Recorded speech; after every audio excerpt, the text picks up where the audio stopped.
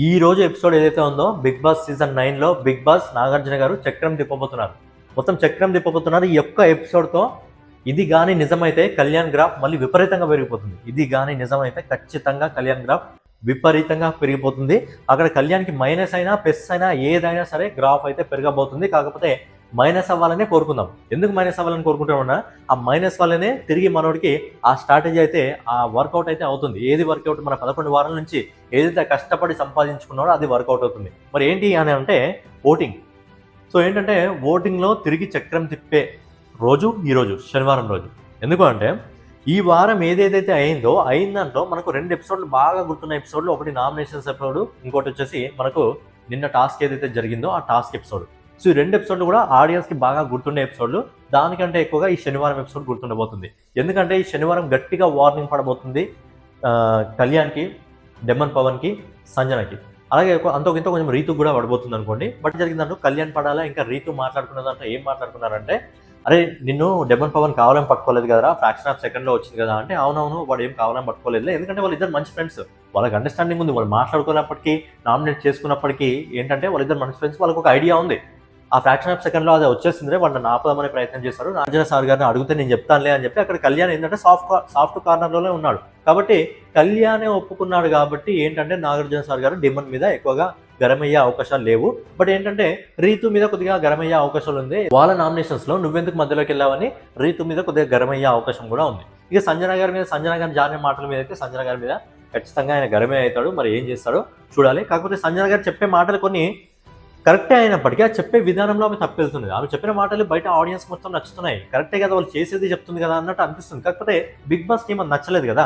So ఏంటంటే team నచ్చలేదు కాబట్టి ఆటోమేటిక్గా అది సంజన గారికి ఇక్కడ మైనస్ అవుతుంది, ఆడియన్స్లో ప్లస్ అవుతుంది, బిగ్ బాస్ టీంలో మైనస్ అవుతుంది. కాబట్టి నాగార్జున గారు చాలా స్ట్రిక్ట్గా వార్నింగ్ ఇచ్చే అవకాశం అయితే ఉంది. కళ్యాణ్ పడాల గురించి మాట్లాడుతున్నాం. ఇక్కడే అసలైన ఆట అయితే మొదలు కాబోతుంది. బేసిక్గా కళ్యాణ్ పడాల 1వ వారం నుంచి 11వ వారం పట్టింది తనూజాని వెనక్కి నెట్టడానికి, నెంబర్ 1 పొజిషన్కి రావడానికి. అంటే ఈ దాదాపు ఒక 2 వారాల నుంచి మీరు చూస్తున్నట్టయితే కళ్యాణ్ గ్రాఫ్ అనేది విపరీతంగా పెరుగుతుంది. ఎందుకంటే వాళ్ళ నాన్నగారు రావడం వల్ల చాలా అంటే చాలా ప్లస్ పాయింట్ అయింది. వాళ్ళ నాన్నగారు రావడం వల్ల వాళ్ళ అమ్మగారు వచ్చినప్పుడు వాళ్ళ అమ్మగారికి ఇచ్చిన మాట ఏదైతే ఉందో ఆ మాట ఇచ్చి క్యాప్టెన్ అయి నిలబెట్టుకున్నాడు.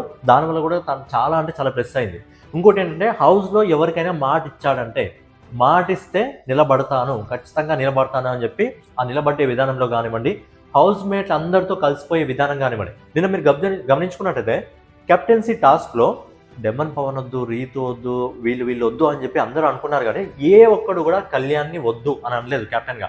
అంటే కళ్యాణ్ క్యాప్టెన్ కావాలని అందరూ కోరుకున్నారు, కానీ కళ్యాణ్ క్యాప్టెన్ కావద్దని చెప్పి ఏ ఒక్కరు హౌస్ మేట్లో ఎవ్వరు కూడా కోరుకోలేదు. అంటే హౌస్ అందరి సపోర్టు కళ్యాణ్కి ఉంది. హౌస్ అందరిలో ఒక పాజిటివ్ వైబ్ అయితే ఉంది. దాంతోపాటు ఇంకోటి ఏంటంటే నెంబర్ 1, నెంబర్ 3 ఈ ఇద్దరు పొజిషన్లో ఎవరైతే ఉన్నారో తనూజ ఇంకా ప్రజెంట్ మన ఇమాన్యుయల్, వీళ్ళిద్దరితో కూడా కళ్యాణ్ చాలా క్లోజ్గా ఉంటాడు. ఇద్దరితో కూడా ఎక్కువ గొడవలు లేవు, చాలా అంటే చాలా క్లోజ్గా ఉంటాడు. వీళ్ళిద్దరితో కూడా నడుచుకునే విధానం కానివ్వండి, లేదంటే హౌస్లో మిగతా హౌస్ మేట్స్తో నడుచుకునే విధానం కానివ్వండి, కళ్యాణ్ మాటిస్తే మాటపై నిలబడే విధానం కానివ్వండి, వారం ఆడిన టాస్కుల్లో కానివ్వండి, ఇవన్నిట్లో కూడా మంచి పర్ఫార్మెన్స్ తెచ్చుకొని 11 వారాల తర్వాత నెంబర్ 1 పొజిషన్లో ఉన్నాడు. ఇవన్నీ కూడా కళ్యాణ్కి ప్లస్ పాయింట్ కావడం వల్ల, వచ్చిన వాళ్ళు కూడా కళ్యాణ్ గురించి పాజిటివ్గా చెప్పడం వల్ల, గేమ్స్ కూడా బాగా ఆడడం వల్ల ఏమవుతుందంటే కళ్యాణ్కి ఈ 2-3 వారాల్లో విపరీతంగా గ్రాఫ్ అయితే పెరిగిపోయింది. సో గ్రాఫ్కి తగ్గట్టుగానే లాస్ట్ వీక్ మొత్తం, ఈ వీక్ ఏదైతే ఉందో ఈ వీక్లో మొత్తం నామినేషన్స్లో నెంబర్ 1 పొజిషన్లో ఉన్నాడు. ఓటింగ్లో నెంబర్ 1 పొజిషన్. తనుజకి ఆయనకి డిఫరెన్స్ ఒక 2-3% ఉన్నప్పటికీ నెంబర్ 1 పొజిషన్లో మెయింటైన్ అవుతున్నాడు. అయితే ఇప్పుడు మైనస్ ఏమైందంటే మనోడు క్యాప్టెన్ అయ్యాడు. క్యాప్టెన్ అయితే నెక్స్ట్ వీక్ నామినేషన్లో ఉన్నాడు. కానీ ఇక్కడే బిగ్ బాస్ టీం చక్రం తిప్పే అవకాశం 99% అయితే ఉంది. ఎందుకు అంటే మామూలుగా ఓటింగ్ ఎక్కువగా ఎవరికి వస్తుందంటే ఈ వారంలో విపరీతమైన ఓటింగ్ పడడం జరిగింది. ఎందుకంటే మెయిన్ 3 ప్లేయర్స్ కూడా నామినేషన్లో ఉండడం, కళ్యాణ్ ఉన్నాడు, తనుజ ఉంది, ఇమాన్యుయల్ ఉన్నాడు, వీళ్ళు 3 కూడా ఉండడం వల్ల విపరీతమైన ఓటింగ్ అయితే పడింది. ఇప్పుడు కళ్యాణ్ ఒకవేళ నామినేషన్స్లో లేకపోతే ఆ ఓటింగ్ అనేది మళ్ళీ కొద్దిగా తగ్గిపోతుంది. కళ్యాణ్ ఆల్రెడీ రీతు మీద ఎలాంటి మాటలు మాట్లాడాడో మనందరికీ తెలిసిన విషయమే. అలాగే బిగ్ బాస్ ప్రాపర్టీని డ్యామేజ్ చేయడం జరిగింది, ఒక అమ్మాయి మీదికి దూసుకెళ్ళడం జరిగింది. ఓకే, కొన్ని పాయింట్లలో మనకు రైట్ అనిపించినా బిగ్ బాస్ టీమ్కి రాంగ్ అనిపిస్తుంది. కాబట్టి దానికి రెడ్ కార్డ్ ఇచ్చే అవకాశం అయితే లేదు. మళ్ళీ డోర్లు ఓపెన్ చేసి అదంతా నచ్చబెట్టే అవకాశం లేదు. ఎందుకంటే టాప్ 2లో ఉన్నాడు. మామూలు కంటెస్టెంట్ అయితే ఏమైనా అనుకోవచ్చు, కానీ టాప్ 2లో ఉన్నాడు, టాప్ 1లో ఉన్నాడు. ఇప్పుడు టాప్ 1-2లో ఇక ఉంటాడు మనోడు. ఓవరాల్గా కప్పు కొట్టడానికి ఒక్క అడుగు దూరంలో ఉన్నారు ఇద్దరు, తనుజ ఇంకా కళ్యాణ్.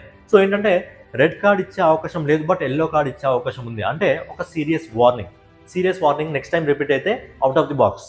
సో అలా సీరియస్ వార్నింగ్ ఇచ్చే అవకాశం ఉంది. ఇంకోటి ఏంటంటే జస్ట్ వార్నింగ్ ఇచ్చి వదిలేస్తారా అంటే కాదు. బిగ్ బాస్కి కావాల్సిందే టీఆర్పీ రేటింగ్, బిగ్ బాస్కి కావాల్సిందే ఆ ఓట్లలో కొట్టుకోవడం ఏంటంటే అలాంటిది మాత్రమే బిగ్ బాస్కి కావాలి. కాబట్టి నాగార్జున సార్ గారు ఖచ్చితంగా పనిష్మెంట్ లెక్కల మనోడి క్యాప్టెన్సీ ఏదైతే ఉందో 2 ఆప్షన్స్ ఉన్నాయి.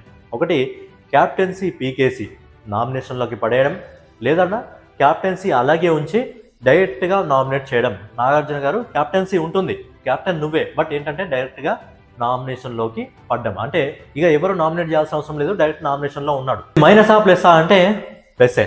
ఎందుకంటే చివరి వారంలో మనోడు ఖచ్చితంగా నామినేషన్స్లో ఉండాలి. ఎందుకంటే ఓటింగ్ ఏదైతే ఉంటుందో ఆ ఓటింగ్ ఎక్కడ కూడా తగ్గకూడదు, ఖచ్చితంగా మనోడు ఉండాలి నామినేషన్స్లో.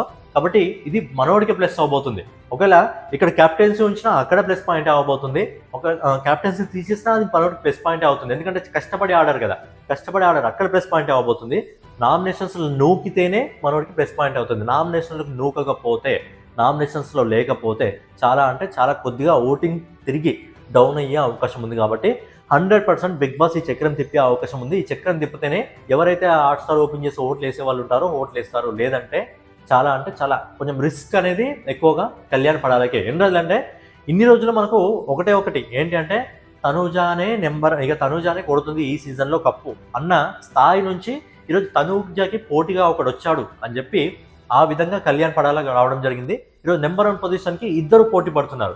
సో ఇలాంటి పోటీ ఉన్న సమయంలో ఇప్పుడు ఆడియన్స్కి అర్థం కాదు, ఎందుకంటే ఇద్దరు ఆల్మోస్ట్ సమానంగా ఉన్నారు. 1-2% డిఫరెంటే ఉన్నారు ఇద్దరు. కాబట్టి ఏంటంటే ఈ వీక్లో ఒకవేళ నామినేషన్స్లో రాకపోతే ఇక మళ్ళీ కప్పు మనం తనుజాదే అని చెప్పొచ్చు. కానీ నామినేషన్స్ రాగలిగితే తిరిగి ఆ ఓటింగ్ అనేది ఏ విధంగా మెయింటైన్ అవుతుంది, దాన్ని బట్టి ఏం చేసుకోవాలని ఆడియన్స్కి తెలుస్తుంది. బిగ్ బాస్ కూడా ఎవరికి ఎలివేషన్ ఇవ్వాలి, ఎవరిని మన బిగ్ బాస్ ముద్దు బిడ్డ తనుజాని గెలిపిస్తారా, లేకపోతే మన సోల్జర్ బాయ్ కళ్యాణ్ గెలిపిస్తారా ఏంటా అనేది ఆ బిగ్ బాస్ చేతిలో కూడా ఉంటుంది. సో ఏంటంటే ఇప్పుడు తనుజాని డైరెక్ట్గా గెలిపించాలనుకుంటే పవన్కి వార్నింగ్ ఇచ్చే అవకాశం ఉంది, బట్ నామినేషన్లోకి తీసుకురాకపోతే చాలా కష్టం అవుతుంది. నామినేషన్లోకి తీసుకొస్తే వేరే స్ట్రాటజీ ప్లే చేసుకోవచ్చు ఇంకా బిగ్ బాస్ టీం అనేది. సో ఏంటంటే పబ్లిక్ అర్థం కాదనమాట, ఇద్దరిలో సమానమైన ఓటింగ్ ఉన్నప్పుడు ఎవరు గెలుస్తారో అనేది 1 సైడ్ వార్ లేదు ఇక్కడ. ఇప్పుడు 11 వారాల తర్వాత 2 సైడ్ వార్గా మారిపోయింది. సో ఎవరు గెలుస్తారని చెప్పడం చాలా కష్టం, ఎందుకంటే హ్యూజ్ డిఫరెన్స్ మాత్రమే ఉంది. ఈ వారం కూడా కంటిన్యూగా ఫస్ట్ నుంచి లాస్ట్ వరకు మొత్తం కళ్యాణ్ నెంబర్ 1 పొజిషన్లో ఉన్నాడు. కాబట్టి కళ్యాణ్ నామినేషన్లోకి వస్తేనే అది బిగ్ బాస్ టీం కూడా ప్లస్ అవుతుంది, కళ్యాణ్ ఫ్యాన్స్ కూడా ప్లస్ అవుతుంది. ఇంట్లో ప్రతి ఒక్కరి చేత కూడా ఎవ్వరు కూడా అరే కళ్యాణ్ క్యాప్టెన్ అయితే చూడడం నాకు ఇష్టం లేదు అని ఎవరితో అనిపించుకోకుండా అందరి మనసులు గెలుచుకున్నాడు, ఆడియన్స్ మనసులు కూడా గెలుచుకుంటున్నాడు. కాబట్టి బిగ్ బాస్ చక్రం తిప్పితే ఖచ్చితంగా కళ్యాణ్ తిరిగి నామినేషన్లోకి వస్తాడు. నామినేషన్స్లోకి రావాలనే కళ్యాణ్ ఫ్యాన్స్ అందరూ కూడా కోరుకుంటున్నారు.